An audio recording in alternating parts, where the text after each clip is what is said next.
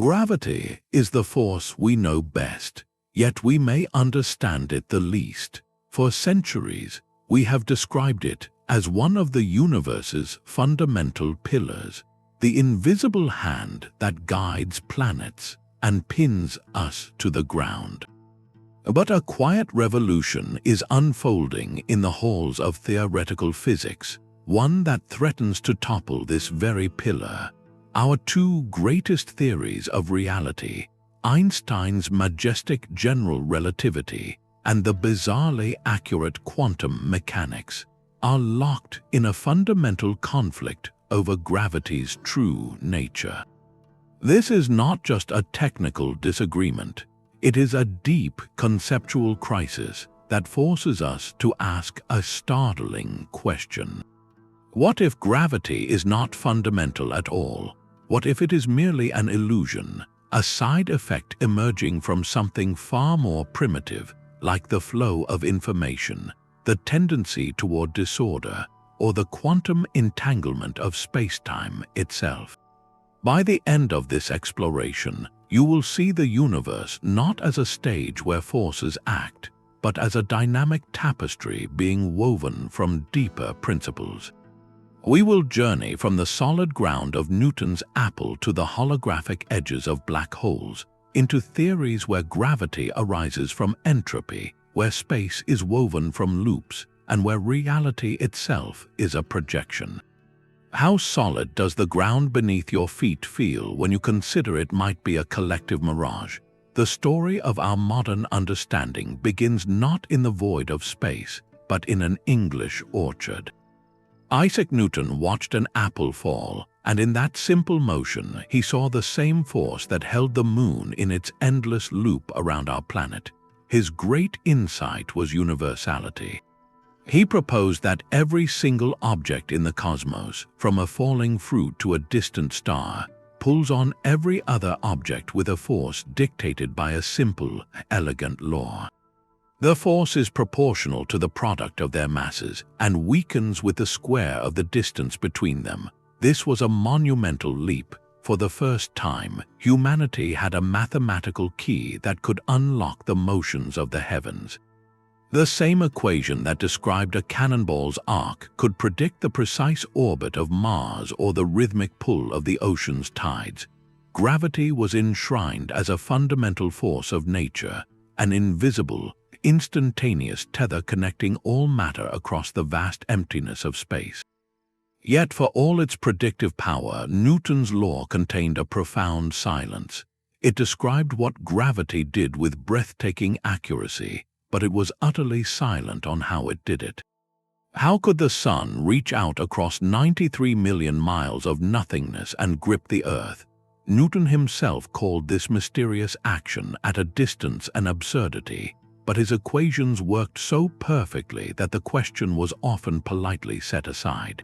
For over 2 centuries, gravity was a force without a mechanism, a cosmic rule with no underlying explanation.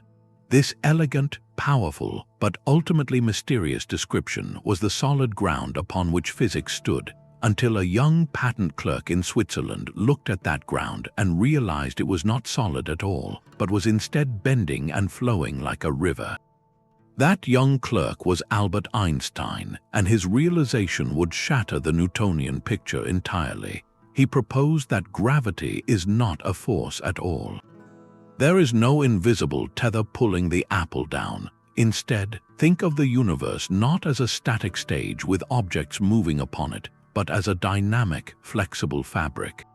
This fabric is spacetime itself, a single entity weaving together the 3 dimensions of space with the 1 dimension of time.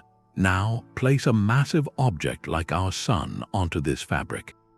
It does not simply sit there, it creates a deep depression, a curvature in the very fabric of reality. The Earth, then, is not being pulled by a force. It is simply following the straightest possible path through this curved landscape, a path called a geodesic. Imagine rolling a marble around the rim of a curved bowl. The marble naturally circles the center not because a hand pulls it, but because the shape of the bowl guides its motion. That is Einstein's gravity. What we perceive as the force of attraction is merely our experience of moving along the invisible contours of warped spacetime. This geometric revolution was stunningly successful. It explained tiny quirks in Mercury's orbit that Newton's law could not. It predicted that light itself would bend around a massive star, a phenomenon called gravitational lensing, which was spectacularly confirmed during a solar eclipse in 1919. Gravity was no longer a mysterious actor on the cosmic stage. It was the stage itself, bending and shaping the play of everything upon it. Yet, for all its brilliance, general relativity is a classical theory. It describes a smooth, deterministic universe, a cosmic fabric that bends in predictable ways. It says nothing about the frantic, probabilistic, and granular world of the very small, the domain of quantum mechanics. And this, right here, is where the foundation of modern physics begins to crack. Einstein's beautiful, curving geometry of spacetime exists in a universe that, at its most fundamental level, might not be smooth or continuous at all. But while Einstein was weaving the cosmos into a smooth, geometric fabric, another revolution was unfolding in the opposite direction, probing the universe at its smallest possible scales. This is the quantum world, a realm so bizarre it defies everyday intuition. Here, particles can be in two places at once. They can tunnel through barriers, and their behavior is governed not by certainty, but by probability. Crucially, this quantum framework has been spectacularly successful at describing the other three fundamental forces of nature. First, there is the electromagnetic force, which binds atoms together and gives us light. It is carried by particles of light themselves, called photons. Then, holding atomic nuclei together against immense repulsion, is the strong nuclear force, mediated by particles named gluons. And governing certain types of radioactive decay is the weak nuclear force, carried by the W and Z bosons. All three of these forces are described by a single, powerful framework known as quantum field theory. In this picture, empty space is not truly empty. It is a seething, bubbling quantum foam where virtual particles flicker in and out of existence. The forces themselves are not mystical actions at a distance, but the result of these particles being exchanged, like two people on a frozen lake tossing a ball back and forth, causing them to drift closer together. This quantum dance is probabilistic, granular, and perfectly, if strangely, logical. Now look back at Einstein's gravity. In his beautiful theory, spacetime is a smooth, continuous stage that curves in a perfectly deterministic way. There is no quantum foam, no probability, no particle exchange. Gravity, as described by general relativity, is a geometric property of the stage itself, not an actor playing a part upon it. This is the great schism. On one side, we have a smooth, geometric, and deterministic theory of the very large. On the other, a probabilistic, particle-based, and granular theory of the very small. They are both breathtakingly accurate in their own domains, but their mathematical languages are utterly foreign to one another. They cannot both be the final word on reality. This is not a minor technical disagreement. It is a fundamental crisis at the heart of physics. It forces a profound question. If the other three forces are quantum in nature, why is gravity the stubborn exception? Or is it possible that gravity only looks classical and geometric because we are seeing it from the wrong perspective, like mistaking the calm surface of a lake for the entire, teeming ecosystem beneath? The most logical path forward seemed clear for decades. If the other forces are carried by particles, then gravity must be too. This led physicists on a determined quest for the graviton, a hypothetical particle that would be the quantum carrier of the gravitational force. Picture it as the gravitational equivalent of the photon for light. Based on the mathematics of Einstein's theory, this particle would have to be massless and possess a quantum property called spin 2. Finding it would be the ultimate triumph, seamlessly stitching gravity into the established quantum framework. This pursuit gave rise to some of the most ambitious theories in modern physics, most notably string theory. In this view, the fundamental ingredients of the universe are not point-like particles, but unimaginably tiny, vibrating strings. The different vibrational patterns of these strings would produce all the particles we see, from electrons to quarks to, crucially, the graviton. One particular mode of vibration would perfectly match the properties of the hypothetical gravity particle. On paper, it was an elegant and compelling unification, a theory of everything where gravity was just another note in the cosmic symphony. But when physicists tried to perform the actual calculations, to apply the rigorous rules of quantum field theory to gravity, the elegant equations shattered into nonsense. The mathematics exploded into infinite values that could not be tamed or renormalized, a technical term for smoothing out these infinities to get a sensible, finite answer. This was not a minor hiccup, it was a catastrophic failure of the entire approach.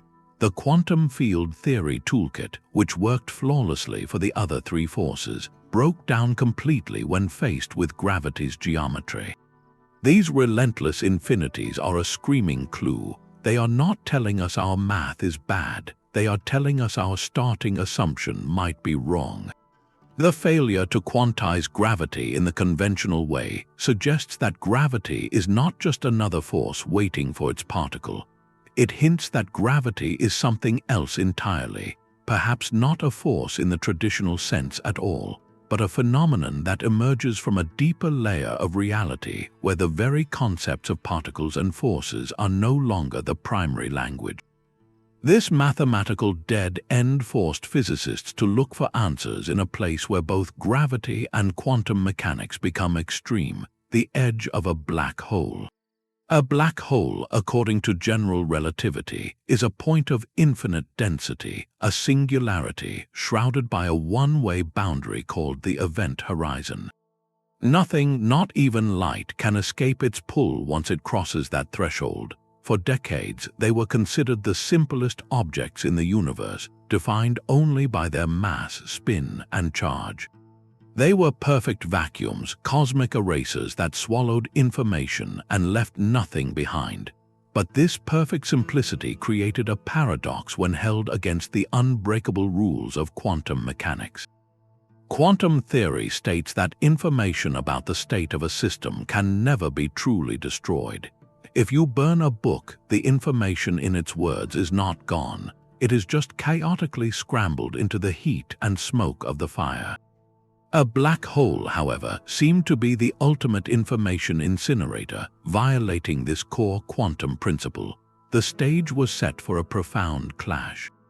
Then, in the 1970s, Stephen Hawking made a startling theoretical discovery. By applying quantum principles to the space just outside a black hole's event horizon, he showed that black holes are not completely black. They should glow with a faint thermal radiation, now called Hawking radiation, and in the process they slowly evaporate.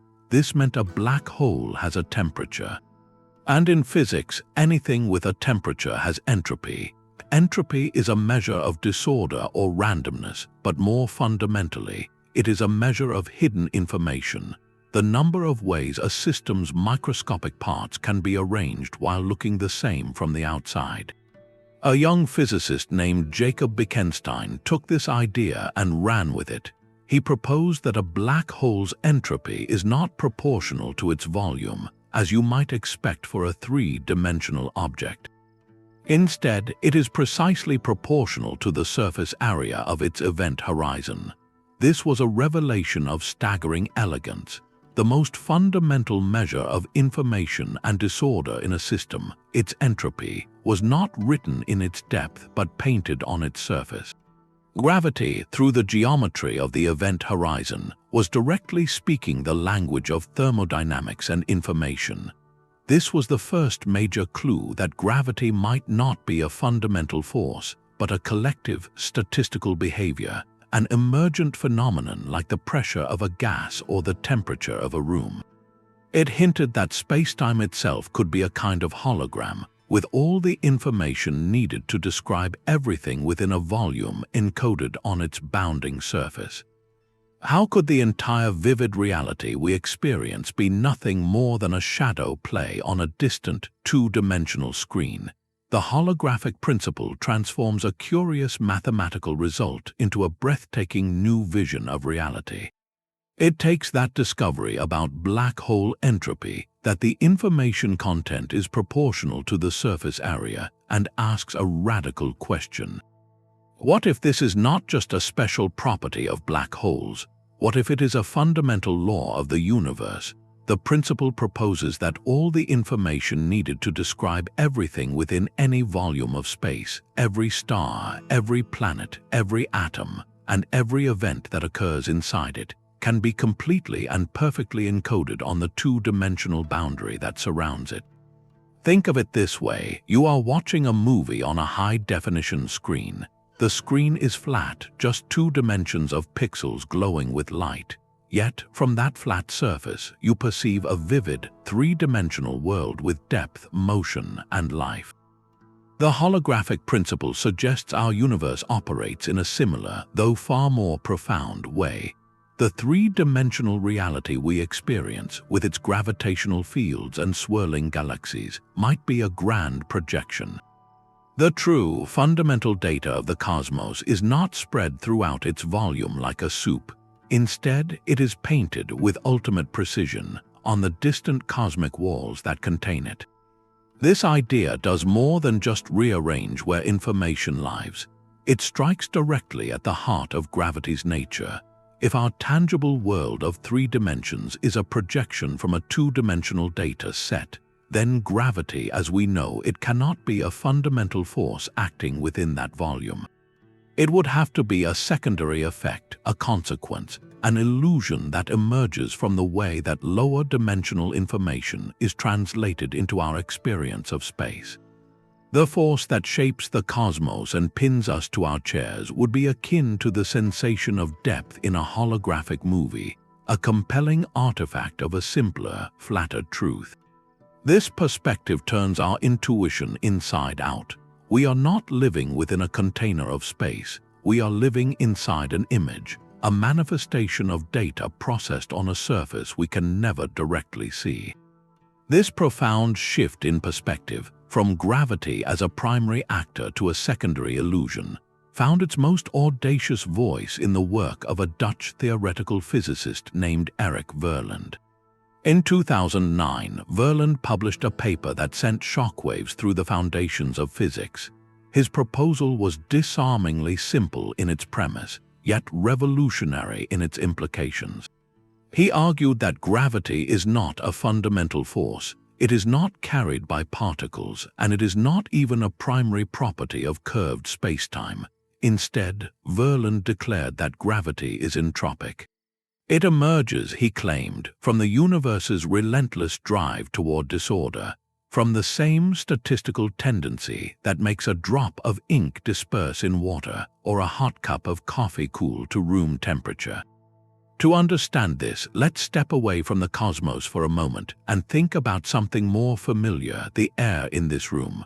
We feel no force from the air pushing evenly on us from all sides. But if you were to compress that air into a rigid container, you would feel a powerful pressure pushing outward on the walls. Is pressure a fundamental force? We know it is not. Pressure is an emergent phenomenon. It arises from the collective, random motion of trillions upon trillions of individual air molecules bouncing against the container's surface. You cannot point to a single pressure particle. The force we measure is a statistical average, a macroscopic consequence of countless microscopic events. Verlinde's radical leap was to apply this same logic to spacetime itself. He proposed that the fabric of the universe has a microscopic structure, a vast sea of fundamental degrees of freedom or bits of information. We do not perceive this sea directly, just as we do not see individual air molecules. But this underlying structure has a natural tendency to evolve toward states of higher entropy. which is just a physicist's way of saying it tends toward the arrangement that has the greatest number of possibilities. Now imagine placing a massive object like a star into this informational sea. The presence of that mass disturbs the microscopic arrangements. The system wants to maximize its entropy to find the most statistically likely configuration. Verlinde showed that this natural reorganization, this statistical push toward disorder, manifests exactly as what we perceive as a gravitational force pulling objects together. The most astonishing part of his work was the mathematics. Starting only from these basic principles of thermodynamics and information theory, without assuming any pre-existing force of gravity, Verlinde was able to derive Newton's famous law of universal gravitation. It simply fell out of the equations as a consequence of entropy maximization. Even more compelling, his framework offered tantalizing hints that Einstein's more complex equations of general relativity could also emerge from this entropic picture. In Verlinde's view, the apple does not fall because of a force or because it follows a curve. It falls because that motion represents the path of increasing entropy for the entire system of spacetime information in its vicinity. Gravity, then, is not pulling us down. It is a statistical nudge toward the most likely arrangement of the universe's hidden bits. This idea transforms gravity from a cause into an effect. It suggests that what we have been calling a fundamental pillar of reality might be more like a cosmic mirage, a compelling illusion born from the deep, statistical undercurrents of information. If Verlinde is correct, then the force that binds galaxies is no more fundamental than the pressure in a tire, a collective sigh from the hidden depths of spacetime itself. The idea that gravity could be an emergent illusion forces us to confront a powerful concept in science, the principle of emergence. This is the idea that complex behaviors and properties can arise from the collective interactions of many simpler parts, properties that you simply cannot predict or even find by studying the individual pieces alone. Think of a single water molecule. It is a tiny, V-shaped arrangement of atoms. You can study it in perfect isolation, and you will never find within it the concepts of wetness, of a crashing wave, or of the swirling patterns in a flowing stream. Those properties do not exist at the level of one molecule. They emerge only when you have trillions upon trillions of those molecules interacting together. The wetness is not in the parts, it is in the collective dance. This happens everywhere we look. The temperature of this room is not a fundamental property of the universe. It is an emergent statistical average. It comes from the combined kinetic energy, the jiggling motion of countless air molecules. If you had only one or two molecules, the idea of temperature would be meaningless. Similarly, the viscosity of honey, its thick, slow resistance to flow, is not a property of a single sugar molecule. It emerges from the way billions of those molecules slide and stick past one another. In each case, a new, higher-level reality appears that is more than just the sum of its parts. These emergent properties are perfectly real in our everyday experience, but they are not fundamental. They are secondary, large-scale consequences of a deeper, microscopic world. Now, contrast this with something physicists consider fundamental, like an electric charge. The property of negative charge is intrinsic to an electron. It is not an emergent phenomenon from some simpler parts of the electron. As far as we know, it is just what an electron is. It is a bedrock property. For centuries, gravity has been treated as this kind of bedrock, a fundamental feature woven into the fabric of reality itself.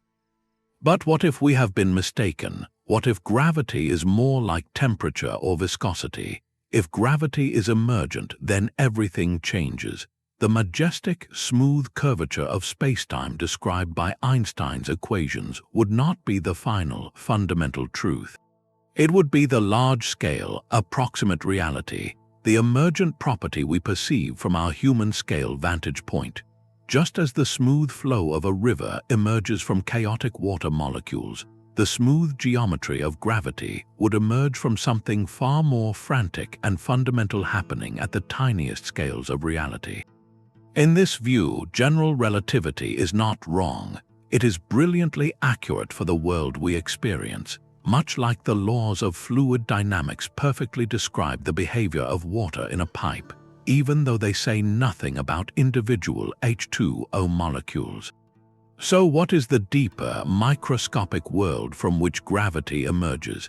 The leading candidates are not particles or forces, but concepts like information and connection.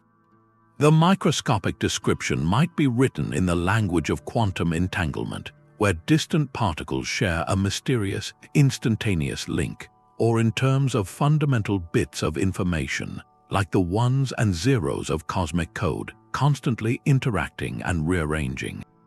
From this frenetic, informational substrate, the illusion of smooth, curving spacetime and the force we call gravity would gradually crystallize as we zoom out.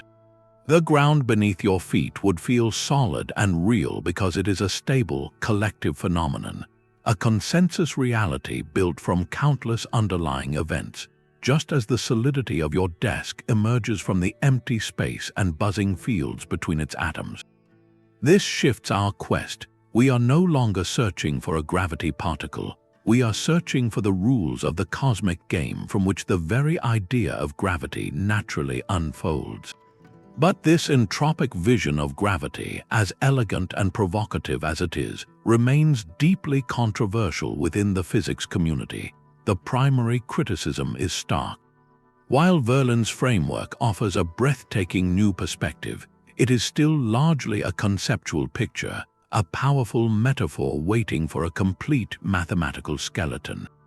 Scientists point out that it has not yet been developed into a full, rigorous theory that can seamlessly recover all the intricate predictions of Einstein's general relativity in every conceivable scenario.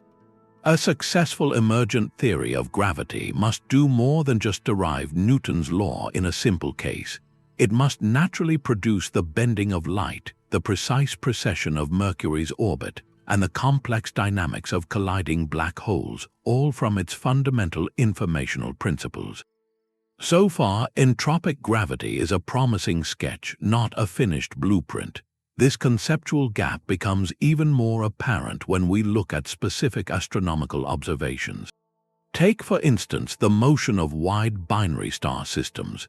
These are pairs of stars that orbit each other at very large separations, where the gravitational pull between them is extraordinarily faint. Some detailed studies of these systems have reported a curious anomaly. Their orbital speeds appear to deviate slightly from the predictions of both Newtonian dynamics and standard general relativity, but in a way that also does not neatly match the preliminary predictions made by Verlinde's entropic gravity model. While the data is debated and far from conclusive, these observations highlight a crucial hurdle. For any new idea to graduate from a fascinating hypothesis to a serious theory, it must make clear, unique predictions that can be tested, and importantly, that can be proven wrong. This principle of falsifiability is the bedrock of science. A theory must stick its neck out and risk being contradicted by experiment. So where does this leave us? The value of entropic gravity and other emergent ideas is not that they provide final answers today. Their power lies in the radical shift they force upon our thinking. They demonstrate that it is not only possible, but perhaps necessary, to conceive of a universe where gravity is not a starting point. It challenges us to look beyond the force we feel and ask what deeper, more primitive processes could be weaving the fabric of reality itself. These ideas are the bold first steps into a new landscape, a map drawn from the edges of black holes and the principles of information. They remind us that sometimes, to solve our deepest mysteries, we must be willing to question the most solid ground beneath our feet, even if that ground is gravity itself. And if gravity can emerge from something more fundamental, what other pillars of our reality might be waiting to be explained in the same way? While entropic gravity reimagines gravity as a statistical mirage, another school of thought attacks the problem from a completely different angle. This approach, known as loop quantum gravity, makes a radical proposal. Perhaps the reason we cannot quantize gravity is because we are trying to apply quantum rules to the wrong thing. Instead of trying to force gravity into the mold of a particle force, loop quantum gravity suggests we should quantize the stage itself. It proposes that spacetime is not a smooth, continuous fabric. At the tiniest imaginable scale, a scale so small it is called the Planck length, spacetime has a discrete, granular structure. It is woven from indivisible threads like the pixels on your screen, but far more fundamental. In this picture, the universe is not a blank canvas upon which things happen. It is a dynamic, evolving network of relationships. The fundamental entities are tiny loops of gravitational field, woven together into a vast, intricate web called a spin network. Think of it as the cosmic equivalent of a chainmail tunic, where each interlinking loop represents a quantum of area or volume. The entire structure vibrates and changes, and these changing connections define the geometry of space itself. Where general relativity gives us a smooth, bendable sheet, loop quantum gravity gives us a buzzing network of linked information. In this framework, gravity is not a force traveling through space. It is the geometry of space itself, and that geometry is now quantum, probabilistic, and granular. A massive object like a star would correspond to a particular, dense knot in this network, altering the connections around it and changing how the network evolves. What we perceive as the attractive pull of gravity is simply matter telling spacetime how to connect, and this quantized spacetime telling matter how to move. Crucially, this also points toward an emergent picture. The smooth, curving spacetime of Einstein's theory would not be the fundamental reality. It would be the large-scale, classical illusion that emerges when we zoom out from the frenetic quantum dances of countless spacetime loops. Just as the smooth image on your screen emerges from the collective glow of millions of individual pixels, the force of gravity emerges from the collective behavior of the universe's fundamental quantum geometry. This vision offers a profound shift. We are not searching for a graviton because gravity is not mediated by a particle. We are discovering that the very arena of reality is quantum, and what we call gravity is our experience of its changing shape. Another compelling vision for spacetime's fundamental nature comes from a framework known as Causal Set Theory. This approach makes a striking claim. At its most basic level, reality is not made of particles or fields, nor is it a smooth geometric fabric.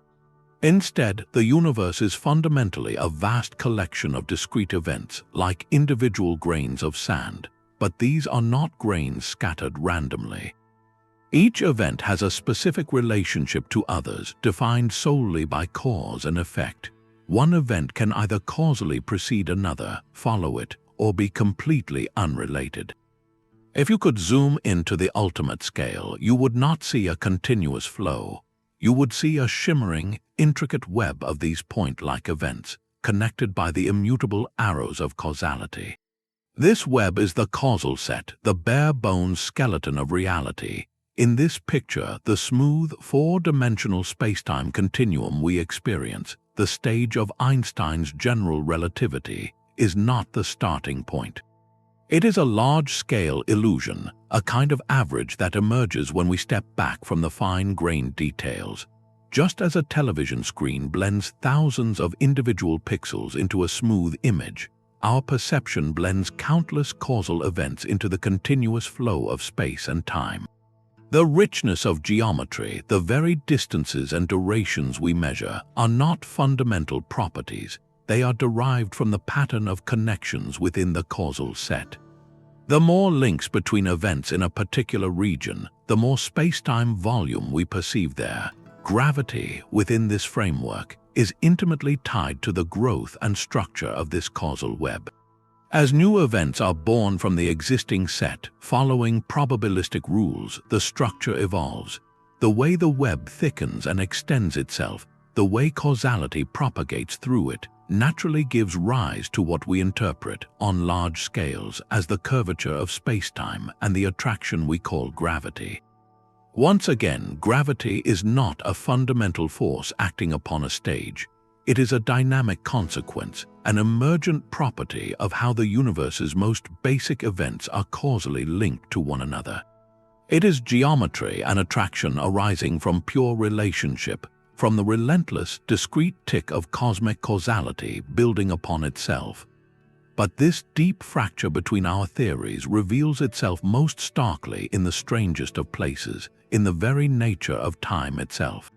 In Einstein's universe, time is not a universal metronome ticking in the background for everyone. It is dynamic, flexible, and deeply personal. It is woven into the fabric of spacetime, a dimension that can stretch and compress. Your clock runs at a different rate at the top of a mountain than it does at sea level, and it slows down dramatically if you travel near the speed of light. Time, in general relativity, is a player in the cosmic drama, bending and warping along with space. Now shift your perspective to the quantum world. In the standard equations of quantum mechanics, time is not a dynamic variable at all. It is an external, fixed stage. It is the immutable backdrop against which the quantum probabilities unfold, like a clock on the wall that never speeds up or slows down, regardless of what the particles are doing. This is more than a philosophical difference, it is a mathematical chasm. When physicists try to construct a theory of quantum gravity, to stitch these two visions together, they face an almost surreal problem.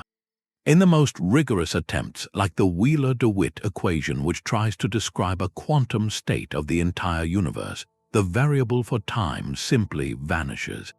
It drops out of the mathematics completely. You are left with a timeless equation, a frozen snapshot of reality with no obvious way to make anything change or evolve. This is known quite literally as the problem of time. It is as if the universe's instruction manual, when written in its most fundamental language, contains no chapter on clocks, on before and after, on the flow we experience every second of our lives. How can this be? How can our most vivid, inescapable experience of reality, the relentless march from past to future, be absent from the bedrock equations? This vanishing act is not a bug in the mathematics, it is a screaming clue. It suggests that time, as we know it, is not a fundamental ingredient of the universe. And since gravity, in Einstein's picture, is the curvature of spacetime, of which time is an inseparable part, this implies that gravity itself cannot be fundamental either. The flowing river of time and the curving landscape of space may both be large-scale illusions. They could be emergent phenomena, collective behaviors that crystallize from a more primitive, timeless quantum reality. Think of it like watching a movie. The film itself is just a series of static frames, individual photographs on a reel. There is no motion inherent in any single frame. But when you project those frames in rapid succession, the illusion of smooth, flowing time emerges. Our conscious experience is the projector. In a similar way, some physicists propose that our universe's fundamental description is a vast, timeless network of quantum correlations or events like the individual frames. What we perceive as the flow of time is our conscious journey through this frozen landscape, or a consequence of how information in this network becomes accessible to us. From this timeless quantum substrate, the familiar dimensions of space and their dynamic partner, time, gradually emerge, and with them, the geometric phenomenon we call gravity emerges as well. This means the force that shapes galaxies might be a secondary effect, a shadow cast by the timeless dance of more basic entities. The problem of time, therefore, is not just a technical headache for theorists.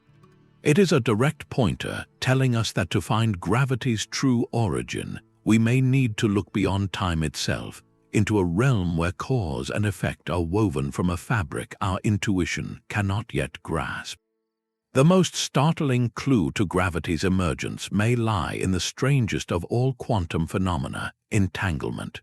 When two particles become entangled, they lose their individual identities. Their properties become linked in a way that defies distance, so that measuring the state of one instantly determines the state of the other, even if they are on opposite sides of the galaxy. This bizarre connection, which Einstein famously derided as spooky action at a distance, seems to violate the cosmic speed limit set by light. For decades, entanglement was seen as a ghostly link that somehow bypasses spacetime, acting outside of it. But what if this view is backwards? What if entanglement doesn't happen through spacetime but actually creates it? This radical reversal is the heart of a profound idea known as ER equals EPR. The two halves of this equation come from iconic papers in physics history. EPR stands for Einstein, Podolsky, and Rosen, the authors of the 1935 paper that first highlighted the paradoxical nature of entanglement. ER stands for Einstein and Rosen, who in the same year published a paper on what we now call wormholes, or Einstein-Rosen bridges, theoretical tunnels through spacetime connecting two distant points. For most of a century, these were seen as separate curiosities, one a quantum puzzle and the other a geometric oddity. But the conjecture ER equals EPR proposes they are, in fact, two descriptions of the same fundamental thing. It suggests that quantum entanglement between two particles is equivalent to there being a microscopic wormhole, a tiny bridge in the fabric of spacetime connecting them. The spooky action is not a signal traveling through space. It is a revelation that the particles are already connected by the geometry of space itself, a geometry that is built from their entanglement. This idea transforms our understanding of the cosmic fabric. It provides a breathtakingly concrete mechanism for how spacetime could emerge.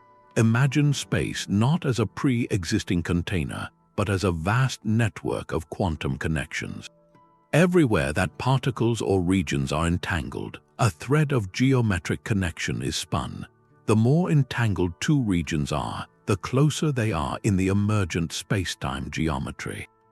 The overall pattern of entanglement throughout the universe's underlying quantum system would literally stitch together the three-dimensional reality we perceive.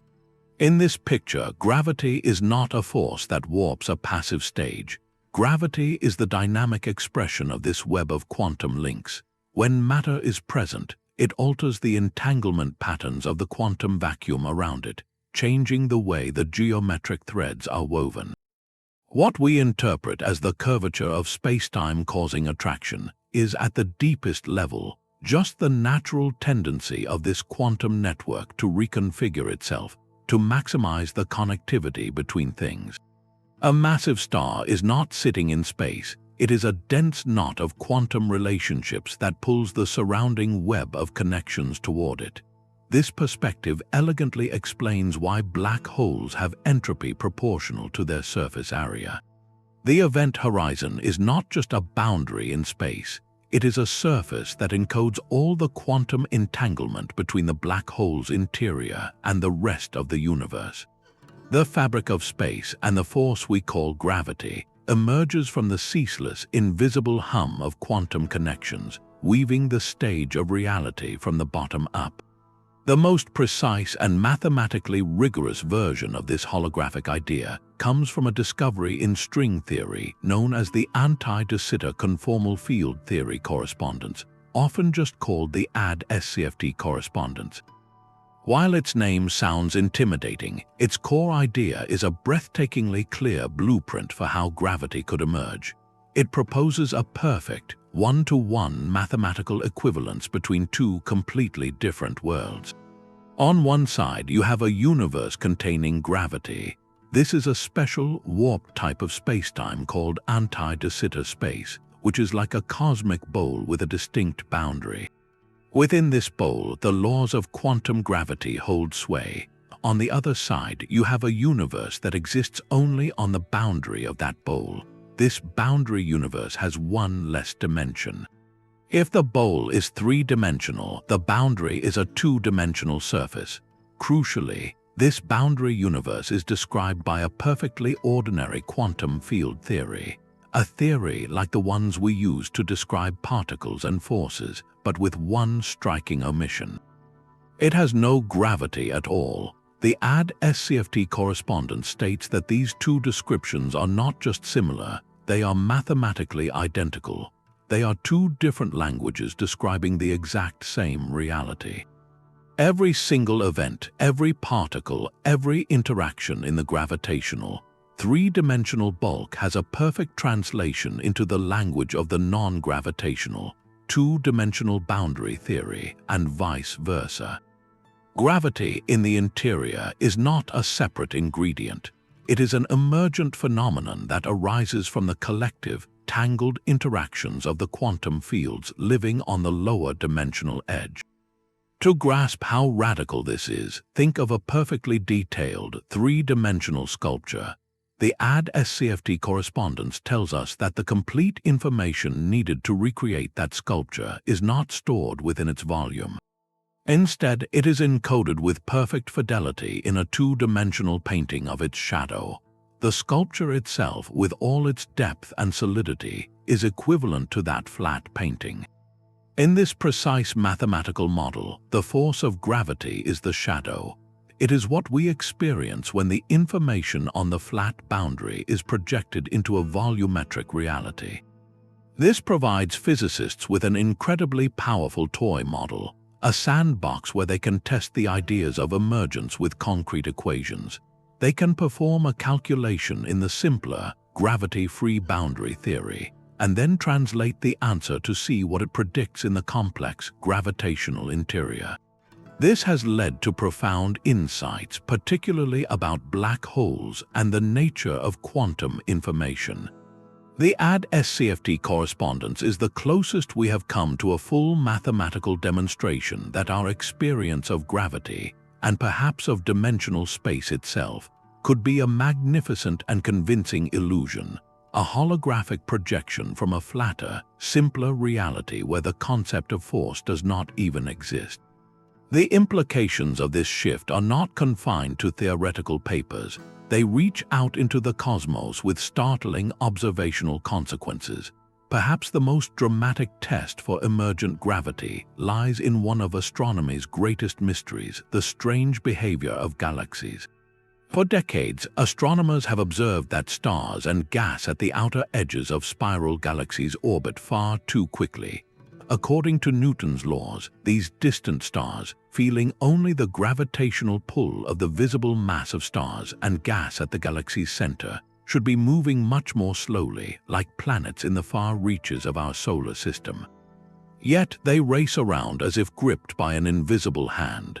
The dominant explanation for nearly 50 years has been the existence of dark matter, a hypothetical form of matter that does not interact with light. This dark matter is imagined as a vast, diffuse halo surrounding each galaxy, providing the extra gravitational glue needed to hold these fast-moving stars in their orbits. This idea is the cornerstone of our standard cosmic model, but Erik Verlinde's Entropic Gravity offers a radically different interpretation. In his framework, the extra pull is not coming from unseen particles. It emerges from the way the universe's microscopic information reorganizes itself in regions of extremely weak gravity, the kind found in the sparse outskirts of galaxies. His equations show that when the gravitational acceleration falls below a certain very tiny threshold, the standard Newtonian law naturally receives an extra modification, an additional term that becomes significant. This modification, derived from first principles about entropy and information, precisely mimics the gravitational effect we have been attributing to dark matter halos. In essence, Verlinde's theory suggests we have been solving the equation incorrectly. We added an invisible substance, dark matter, to make Newton's old law work. But if gravity itself is emergent, then the law we should be using is different in these low-acceleration environments, and it predicts the fast rotations without any need for new particles. This creates a stark philosophical divide. On one side is the immensely successful lambda CDM model, which posits cold dark matter as a cosmic substance, a new fundamental ingredient in the universe's recipe. On the other is the emergent gravity view, which claims the mystery is not a missing ingredient, but a flaw in our understanding of the oldest ingredient we know, gravity itself. So how do we decide? Astronomers are putting both ideas to the test. One crucial battlefield is the study of galaxy clusters, the largest gravitationally bound structures in the universe. These colossal assemblies of hundreds of galaxies are filled with hot gas that glows in X-rays. By measuring the temperature and distribution of this gas, scientists can map the cluster's total gravitational pull. The predictions of entropic gravity and particle dark matter models differ in subtle but measurable ways, particularly in how mass is distributed from the core to the outer edges. Similarly, the phenomenon of gravitational lensing, where the gravity of a massive object bends light from galaxies behind it, provides a precise scale to weigh cosmic structures. Early analyses of these lenses have generally shown patterns more consistent with the smooth, extended halos predicted by particle dark matter than with the specific modifications proposed by Verlinde's current formulation. For now, the observational evidence leans toward the dark matter paradigm, but the debate is profoundly alive. The value of emergent gravity in this context is not that it has won the day, but that it provides a concrete, testable alternative. It forces the dark matter community to make sharper predictions and compels observers to design ever more precise experiments. It reminds us that a mystery as deep as the missing mass of the universe might not be solved by simply finding a new particle, but by rethinking the very nature of the force that holds the cosmos together. The galaxies continue their silent whirl, and their speeding edges remain a cosmic riddle, a puzzle that may ultimately reveal whether gravity is a fundamental actor in the drama or an emergent shadow on the wall. Yet this grand debate over galaxies points to an even deeper, more profound embarrassment for our current understanding. If gravity were truly a fundamental quantum field like the others, it should interact with the energy of empty space. And that interaction, according to our best quantum calculations, should have torn the universe apart before it even began. This is the cosmological constant problem, and it represents perhaps the most staggering numerical mismatch in all of science. To understand it, we must look at the vacuum. In quantum field theory, the vacuum is not a serene, empty nothingness. It is a seething quantum foam, a turbulent sea where virtual particle pairs constantly flicker into and out of existence. This frenetic activity endows every cubic centimeter of so-called empty space with a colossal amount of energy, known as vacuum energy. When you apply Einstein's equations of general relativity, this vacuum energy acts as a cosmological constant, a kind of anti-gravity pressure that causes spacetime to repel itself and expand. So far, so good. The problem is one of scale. When physicists calculate the predicted density of this vacuum energy based on the known quantum fields, the number they get is astronomically, unimaginably huge. It should be so powerful that the repulsive force would have blown every star, every planet, every atom apart in a fraction of a second after the Big Bang. The universe as we know it could not exist. Yet, when astronomers actually measure the expansion rate of the cosmos, they find a very small, positive cosmological constant, what we often call dark energy. It is real, and it is causing the universe's expansion to accelerate, but its measured value is incredibly faint. How faint? The theoretical prediction from quantum field theory is larger than the observed value by a factor of 1 followed by 120 zeros. This is not a small error like being off by a factor of 2 or 10. This is a discrepancy so vast it is like comparing the size of a single proton to the size of the entire observable universe. It is a catastrophic failure, and it screams that something in our fundamental assumptions is deeply, fundamentally wrong. Most physicists see this not as a simple miscalculation, but as a glaring sign that we are applying the wrong framework. Treating gravity as just another quantum field that couples to vacuum energy in the usual way leads to this nonsensical result. This immense embarrassment strongly supports the idea that gravity is not a quantum field in the conventional sense. In an emergent gravity scenario, the rules change completely.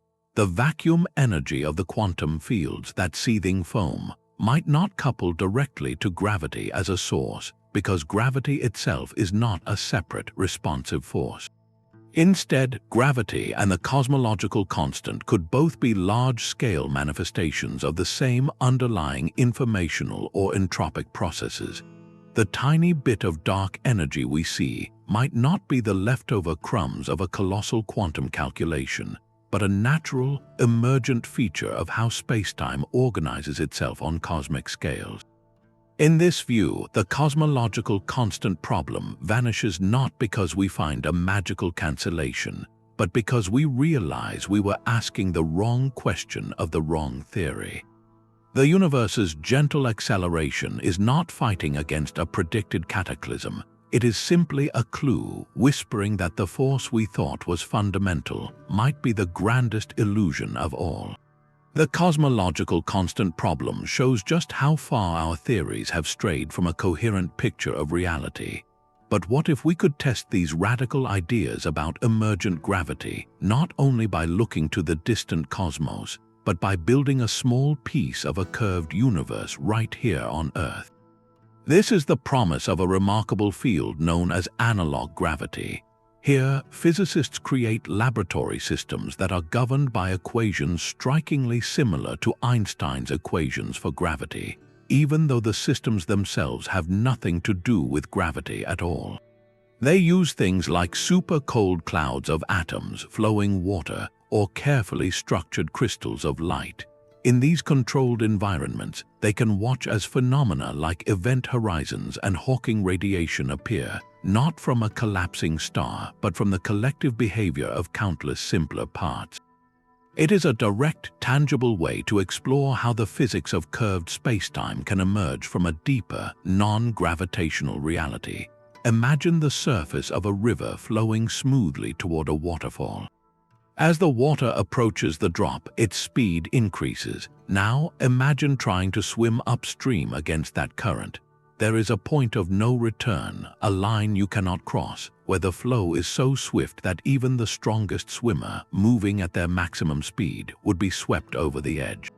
That line is an effective event horizon, ripples on the water's surface, which represent waves or particles in the analogy, cannot escape from beyond that point. In a landmark experiment, scientists created precisely this scenario not with water, but with a Bose-Einstein condensate, a state of matter where atoms are cooled to near absolute zero and behave as a single quantum wave. By carefully tuning the flow of this ultra-cold quantum fluid, they created an effective event horizon for sound waves, and just as Stephen Hawking predicted for black holes, they detected a faint thermal glow of particles, phonons in this case, emanating from that horizon. They observed Hawking radiation in a tabletop experiment. This was not radiation from a star, but an analog, a perfect mimic of the mathematical phenomenon emerging from a system with no fundamental gravity. The atoms in the condensate know nothing of Einstein's equations, yet their collective quantum behavior produces an effect that perfectly mirrors one of gravity's most exotic predictions. Another powerful analog uses light itself. Certain structured materials called photonic crystals can slow light down to a crawl and create effective geometries for light waves that are mathematically identical to the curved spacetime around a black hole or even an expanding universe. In these systems, researchers can probe how information behaves at an effective horizon, testing ideas about quantum entanglement and how it might weave the fabric of space. These experiments are more than just clever demonstrations. They are functional testing grounds for the core principles of emergent gravity. They show, in a concrete and reproducible way, how the complex, large-scale physics of an event horizon and its radiation can naturally arise from the collective dynamics of a completely different quantum system. In the analog, gravity is not a fundamental input, it is an output, an effective description that becomes useful and accurate when we look at the system from a certain scale. This provides profound support for the idea that our own universe's gravity could be the same, an emergent narrative written by the underlying quantum interactions of whatever the true fundamental degrees of freedom may be. We are learning to build tiny, working models of the cosmos in the lab, and in doing so, we are gathering evidence that the force which binds the heavens might be a story told by something far simpler. This journey through analog systems and cosmic riddles points toward a single, unifying philosophy, one that could be the key to the entire puzzle. Decades ago, the visionary physicist John Archibald Wheeler proposed a deceptively simple phrase that has since echoed through the halls of theoretical physics, it from bit. His idea was radical. Everything we call physical reality, every particle, every force, every fold in spacetime, all of it, the it, may ultimately arise from information, the bit. In this view, information is not something we record about the world. Information is what the world is made of. The universe is not a computer, but its most fundamental level of activity might be best described as a kind of cosmic computation, where bits of data interact, become entangled, and process according to certain rules. Now place our emergent view of gravity squarely within this philosophy. If it from bit is true, then spacetime and its beautiful geometric laws, the it of Einstein's relativity, cannot be the starting point. They must be the grand finale, the large-scale structure that crystallizes from the ceaseless processing of quantum information, the bits. This is where all our threads, holography, entanglement, and thermodynamics weave together into a single, coherent tapestry. The holographic principle tells us that the information content of a volume lives on its boundary. The CFT Correspondence gives us a precise mathematical dictionary translating gravity into a lower dimensional information theory. Entanglement shows us how quantum links can stitch together the very geometry of space, and thermodynamics, through the lens of entropy, reveals how the drive toward disorder can manifest as an attractive force. In the it from bit worldview, gravity is not an exception to this story. It is the story's most dramatic consequence. It is the dynamic, geometric expression of how the universe's underlying information organizes, shares, and updates itself. A massive object is not just a clump of matter. It is a dense concentration of data that profoundly alters the local information network. What we feel as its gravitational pull is the natural tendency of that network to reconfigure, to find the state of maximum entropy, which from our perspective looks like curvature and attraction. This transforms our understanding from the ground up. We are not made of stuff that happens to contain information. We are made of information that, through its patterns and connections, creates the convincing illusion of stuff, of space, of time, and of the force that holds it all together. The ground beneath your feet, the orbit of the moon, the bending of light around a galaxy, all of it emerges from an invisible, foundational layer of cosmic data processing.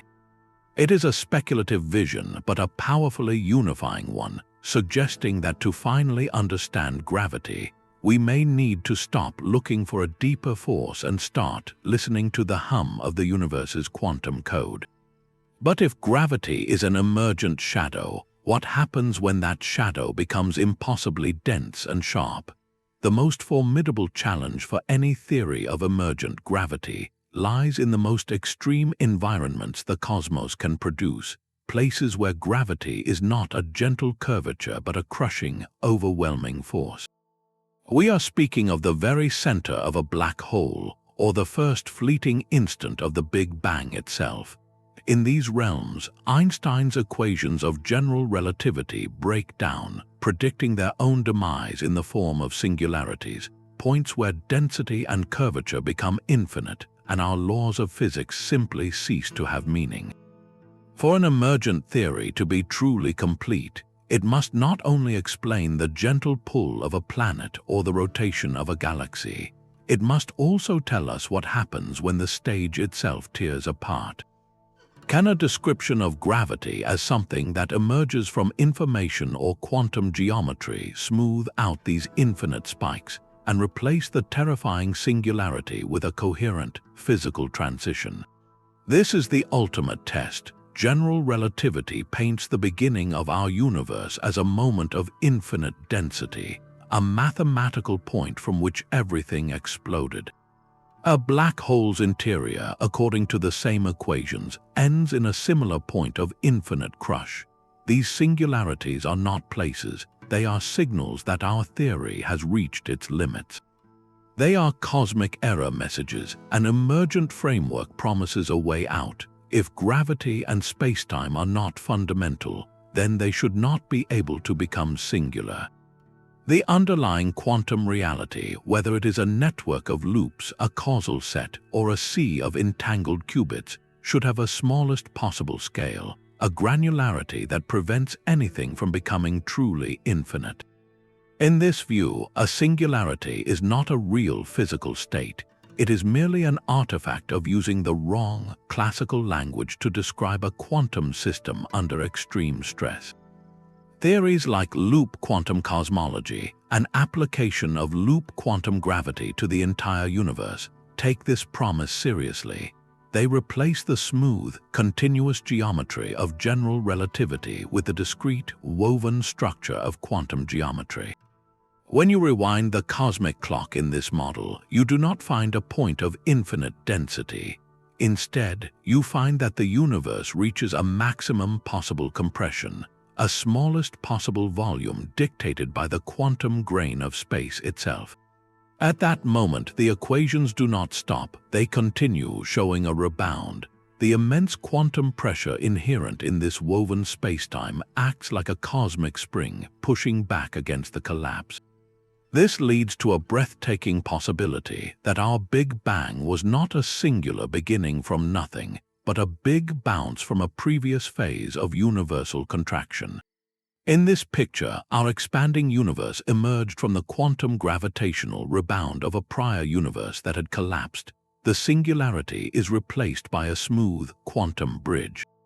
This does more than just avoid a mathematical infinity. It transforms our cosmic origin story.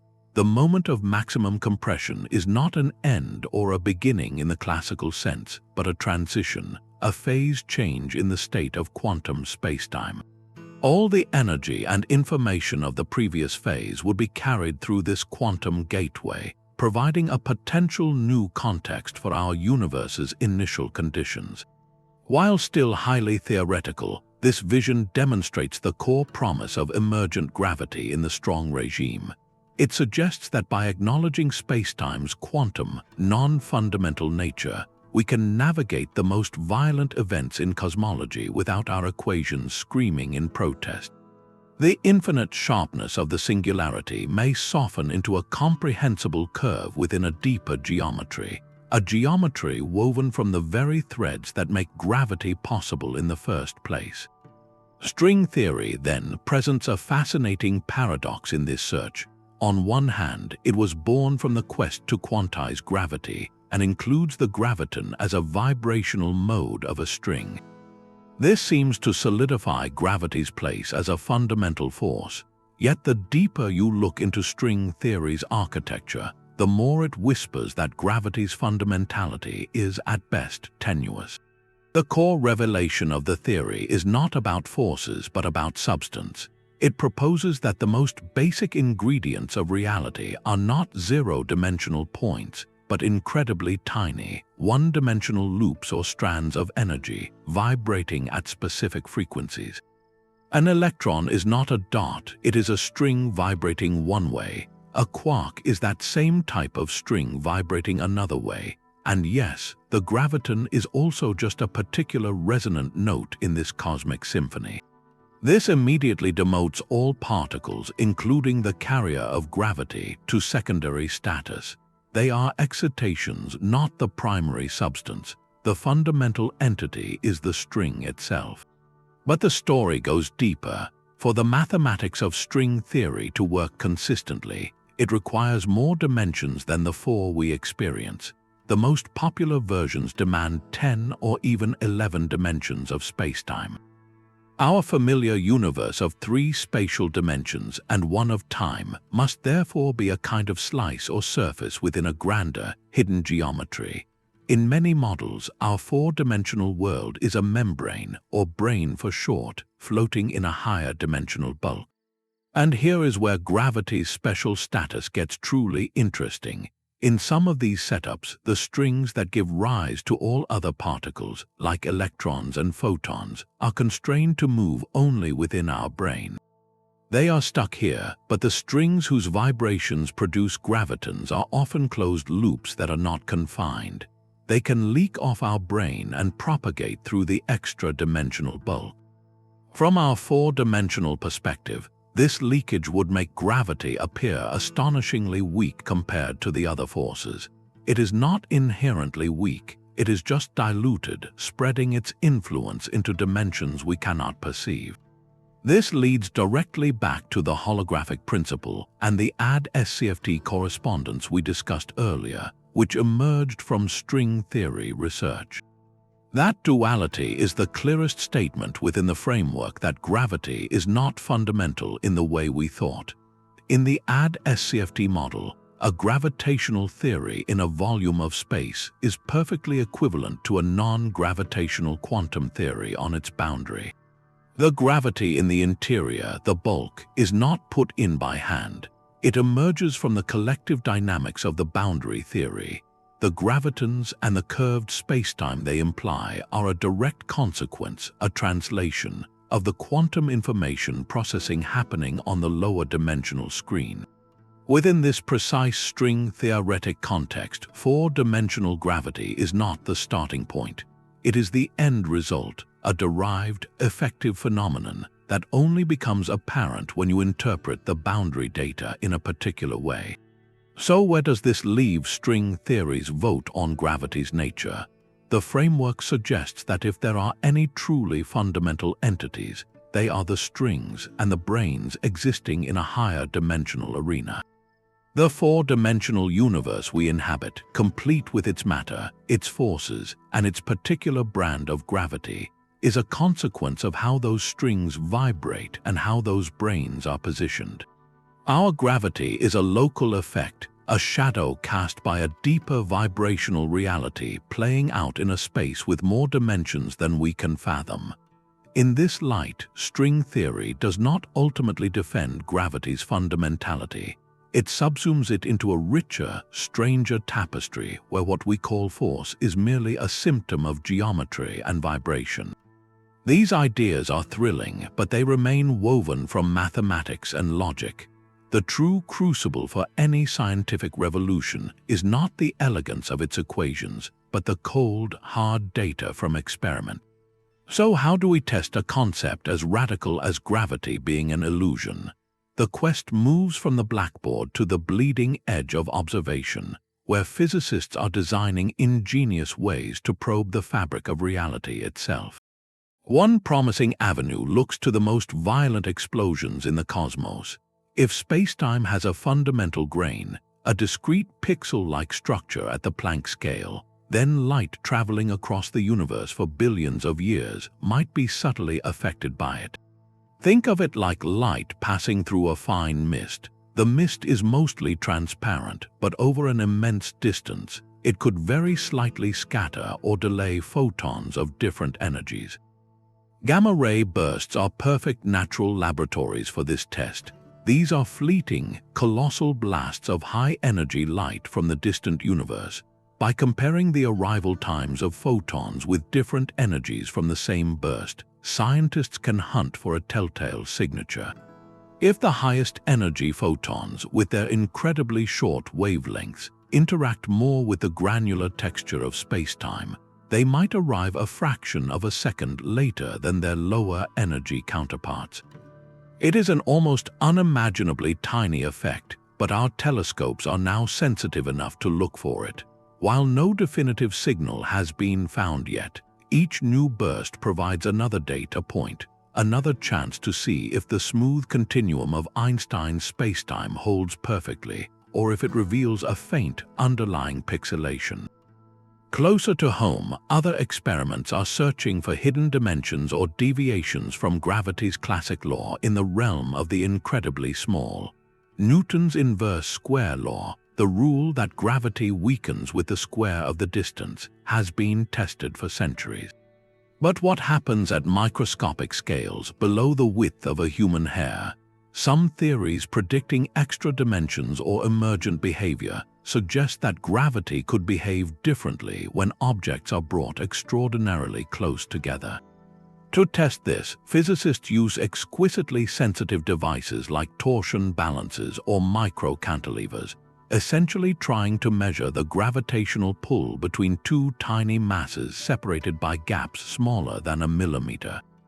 They are looking for any deviation from the expected pull, any hint that gravity strengthens or weakens in a new way when distances become minuscule.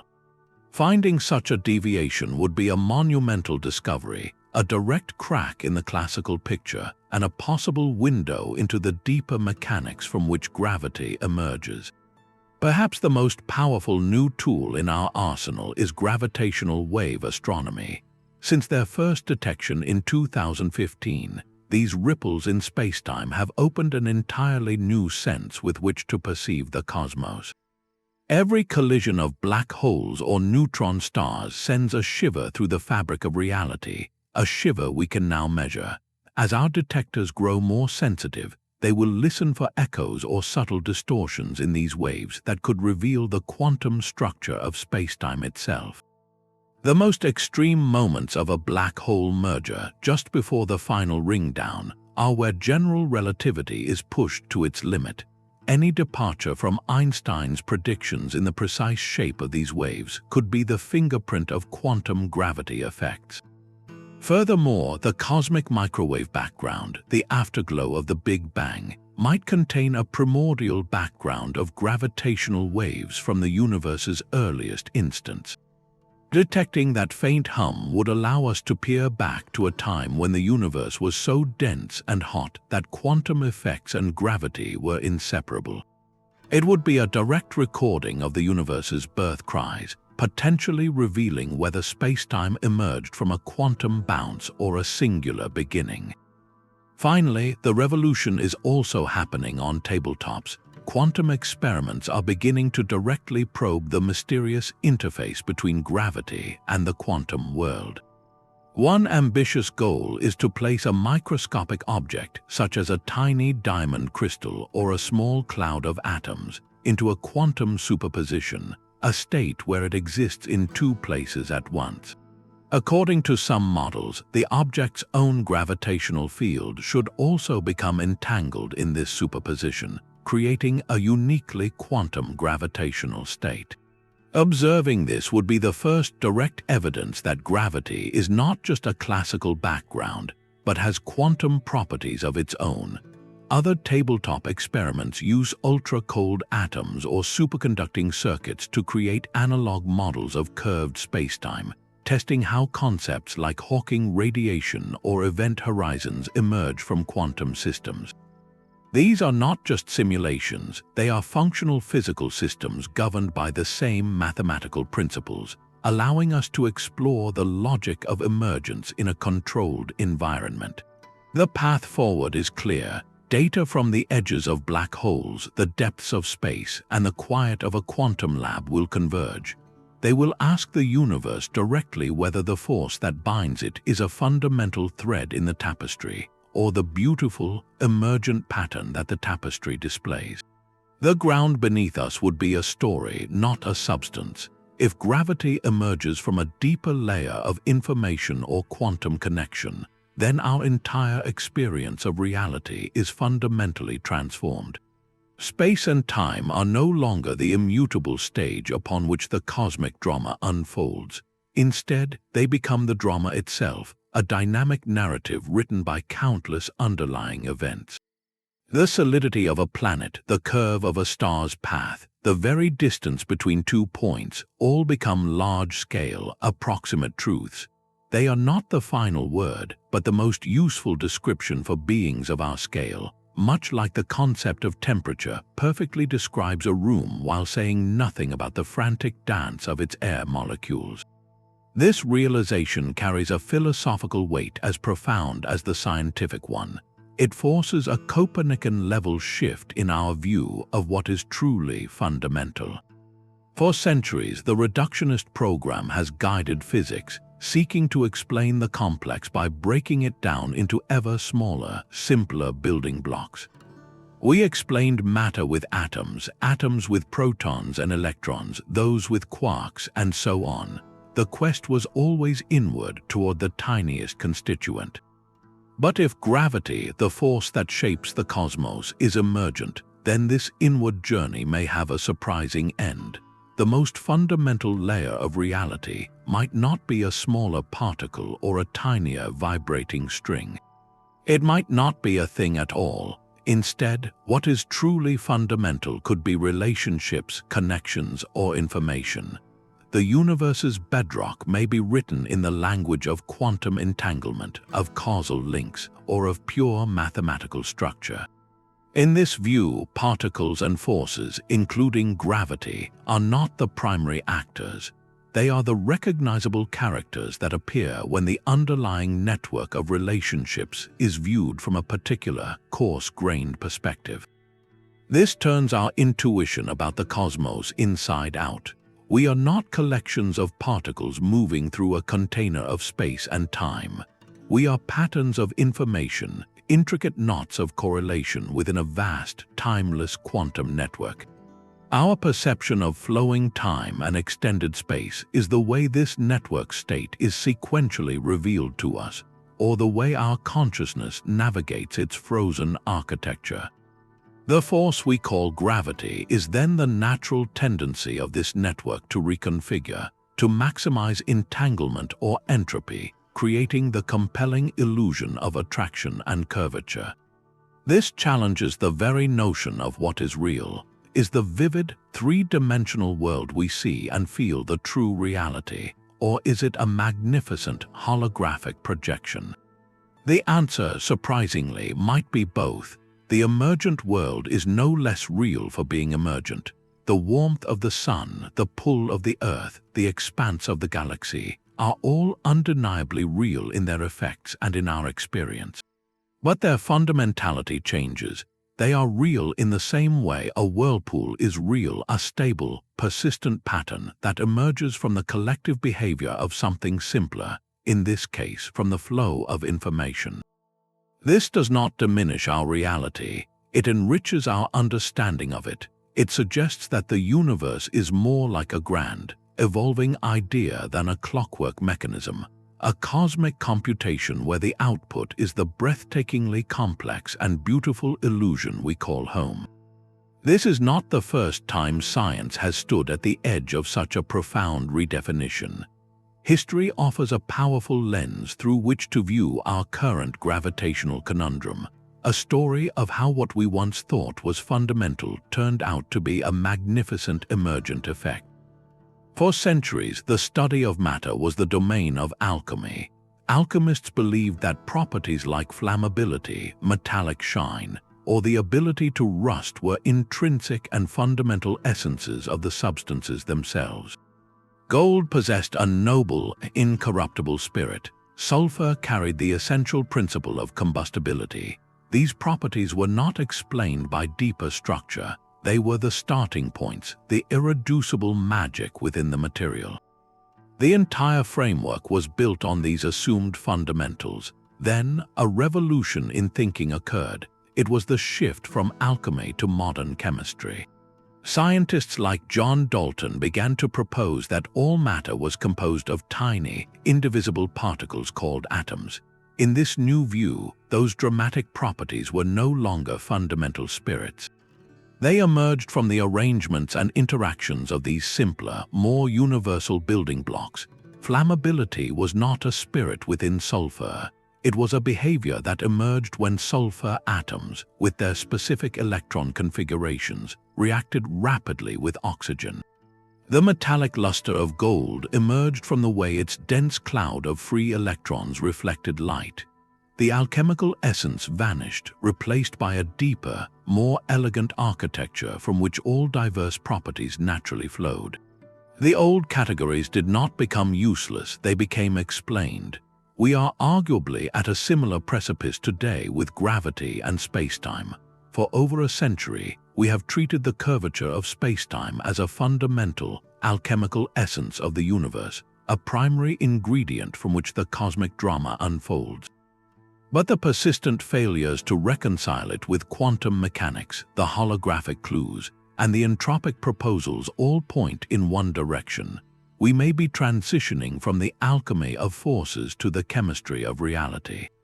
In this new chemistry, the fundamental ingredients might not be particles or forces, but things like quantum bits, entanglement links, or causal relations. And from the complex chemistry of these ingredients interacting on a cosmic scale, the familiar properties of space, time, and gravity would naturally crystallize, just as the property of wetness emerges from the chemistry of water molecules. This historical parallel is not just an academic curiosity, it is a beacon of hope. It reminds us that the most stubborn mysteries often dissolve not by finding more details within the old picture, but by discovering an entirely new canvas. The ground beneath our feet may yet reveal itself not as a given, but as a masterpiece of emergent design. Yet this grand vision of an emergent cosmos is far from settled doctrine. For every physicist captivated by holograms and entropic forces, another stands firmly on the traditional ground, arguing that we must not mistake our current mathematical difficulties for a fundamental truth. This camp maintains that gravity is almost certainly a fundamental force, and that the real task is not to explain it away as an illusion, but to finally discover its proper quantum language. Their critique is pointed, asking if we are letting the allure of a new paradigm distract us from the hard, unfinished work of unification. The central argument is one of precedent and patience. Look at the history of physics, they say. For a long time, the weak nuclear force seemed utterly mysterious and separate from electromagnetism. The mathematics were a mess, and the forces behaved in wildly different ways. Yet, through decades of persistent work, physicists like Sheldon Glashow, Abdus Salam, and Steven Weinberg showed they were actually two aspects of a single, elegant electroweak force, unified at high energies. The breakthrough didn't come from declaring one force an emergent mirage of the other. It came from finding the deeper, symmetric theory that contained them both. The lesson, according to this view, is that our failures to quantize gravity may simply reflect the extraordinary complexity of the task, not a sign that gravity is somehow different in kind. This perspective finds powerful support in a pragmatic and highly successful framework known as effective field theory. Think of it as the physics of scales. We know that water can be described as a continuous, flowing fluid, and those fluid dynamics equations work perfectly for designing pipes or predicting waves. But we also know that water is fundamentally made of discrete H2O molecules. The fluid description isn't wrong, it's an effective theory, an excellent approximation that emerges when you don't need to track every single molecule. Crucially, you can use the effective fluid equations even if you don't know the complete molecular theory. Physicists apply this same logic to Einstein's general relativity.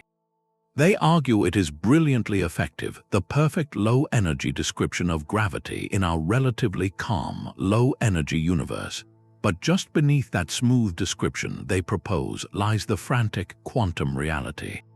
The infinities that plague attempts to quantize gravity directly are seen not as a death knell, but as signals that we are pushing the effective theory beyond its limits, like using fluid dynamics to describe a single water molecule. The goal, then, is not to replace gravity with thermodynamics, but to find the full high-energy theory whose low-energy shadow is Einstein's beautiful geometry.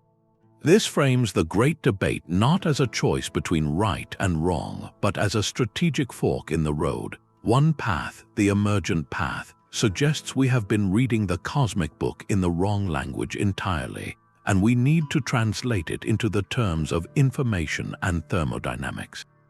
The other path, the fundamental path, insists we are reading the right book, but we are stuck on a fiendishly difficult chapter, and we need new mathematical tools to push through. Both sides look at the same evidence, the black hole entropy, the cosmological constant problem, the galactic rotation curves, and interpret them through different lenses. One sees clues for a radical ontological shift. The other sees puzzles that a complete quantum theory of gravity must eventually solve. The debate is healthy, essential, and profoundly alive. It is a tension that drives science forward, with each side sharpening the arguments of the other.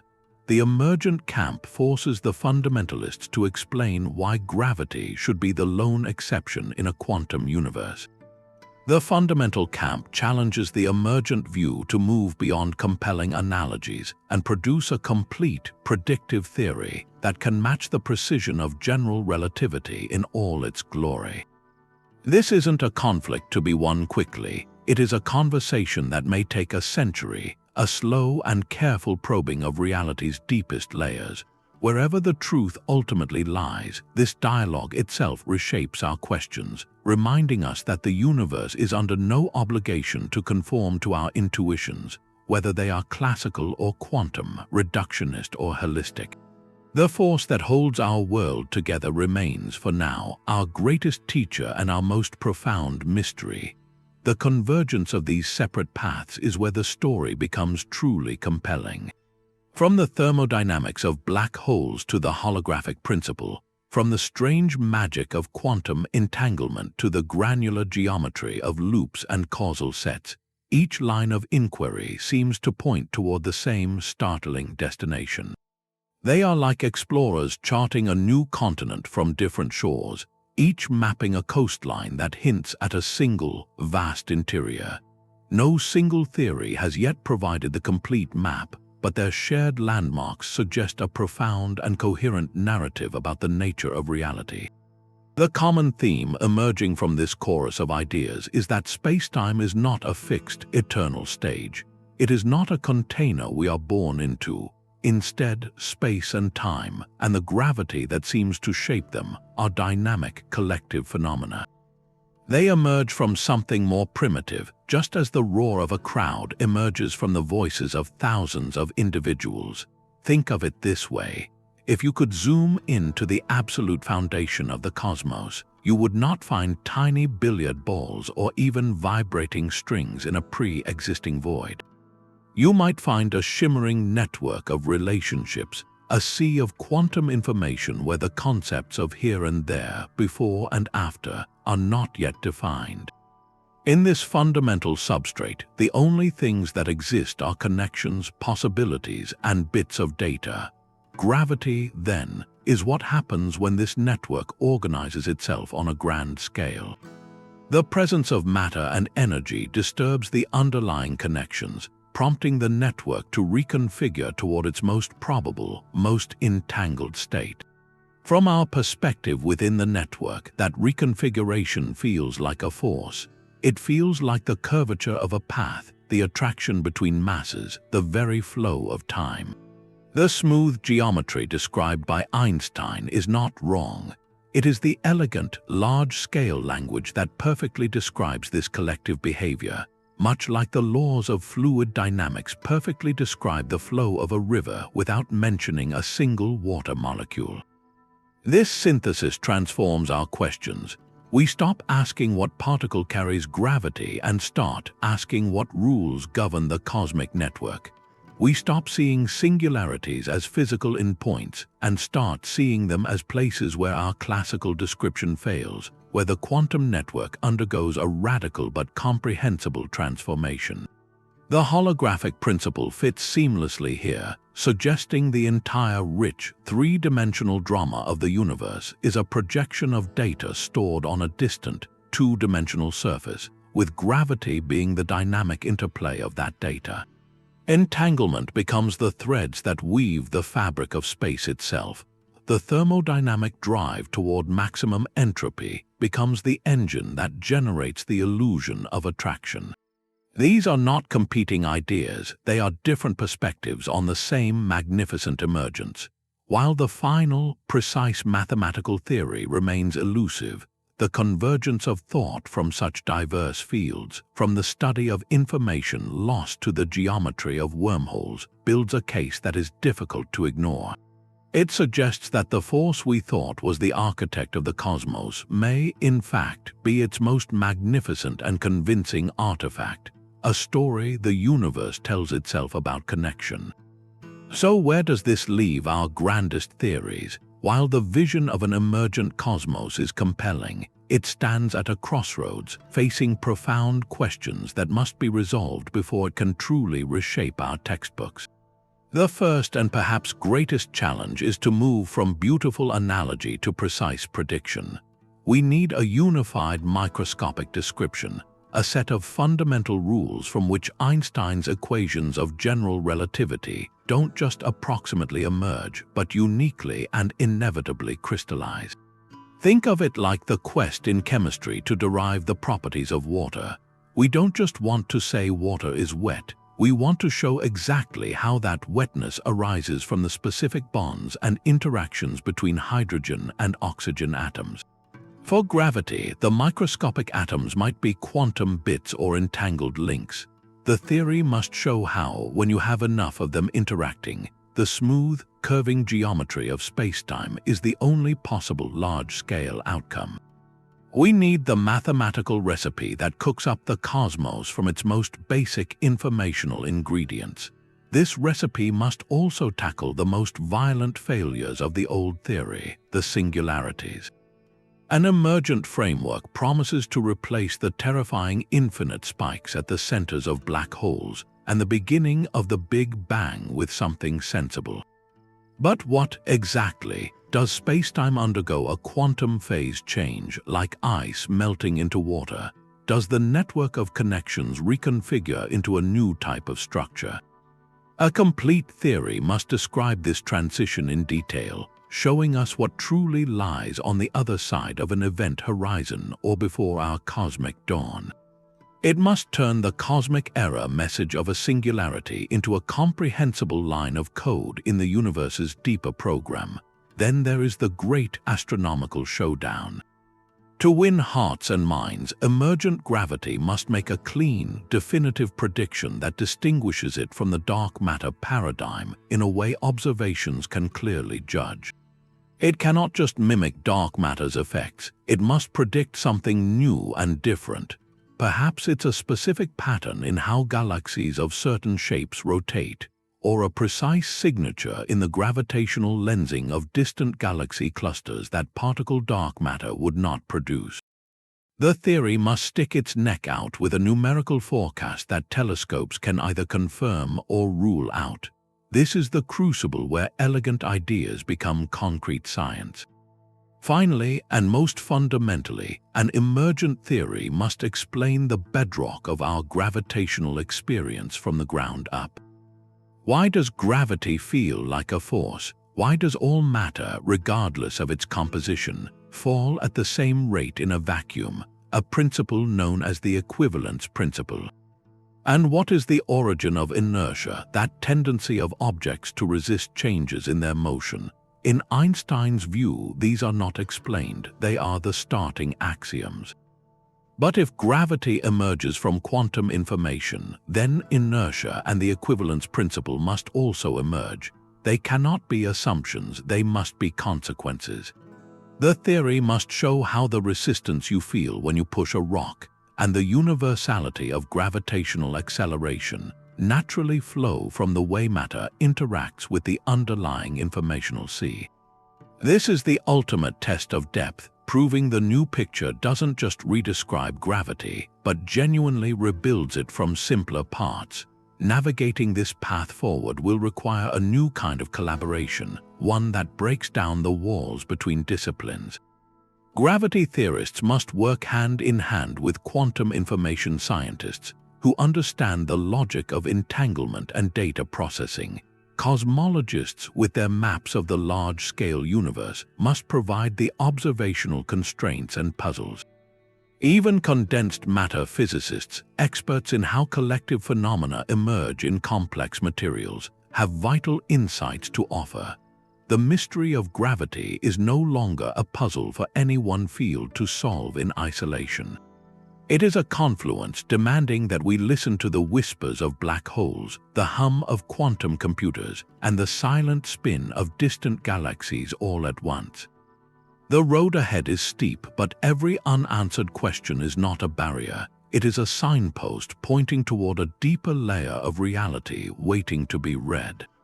We have traveled a long and winding road from a falling apple to a universe woven from information. Our journey began with Newton's force, a mysterious action at a distance that governed the heavens with mathematical perfection, yet offered no explanation for its own existence.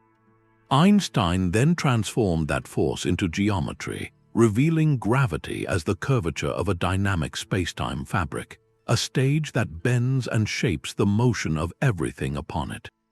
For a century, that majestic picture stood as our ultimate description of cosmic order, but the cracks began to show in the quantum realm, where gravity refused to fit the elegant pattern of the other forces. From those cracks grew a suspicion so radical it redefines our place in reality. Our deepest clues now point to gravity not as a fundamental pillar, but as an emergent phenomenon. It may be an entropic force, a statistical nudge born from the universe's drive toward disorder. It may be a holographic projection, a three-dimensional shadow cast from data living on a two-dimensional surface. Or it may be the very fabric of space itself, stitched together from the invisible threads of quantum entanglement. Each of these paths converges on a single, breathtaking conclusion. The force that shapes galaxies and pins us to the ground is likely a consequence, a grand and convincing illusion emerging from a more fundamental, non-geometric reality where information, connection, and causality are the true bedrock of existence. This would be one of the greatest conceptual revolutions in the history of science, a shift as profound as when we realized the Earth was not the center of the cosmos. It would mean we are not merely living within a universe of space and time, but are expressions of a deeper, timeless network of relationships. The quest is far from over. The equations are not yet complete, and the final verdict from experiment and observation still awaits. Yet this very uncertainty is what makes the pursuit so exhilarating. We stand at the edge of a new understanding, looking into a cosmos that is stranger and more interconnected than we ever dreamed. The mystery of gravity is no longer just about how things fall, but about what reality truly is. Stay curious, for the next great discovery may be the one that finally shows us the face behind the mask.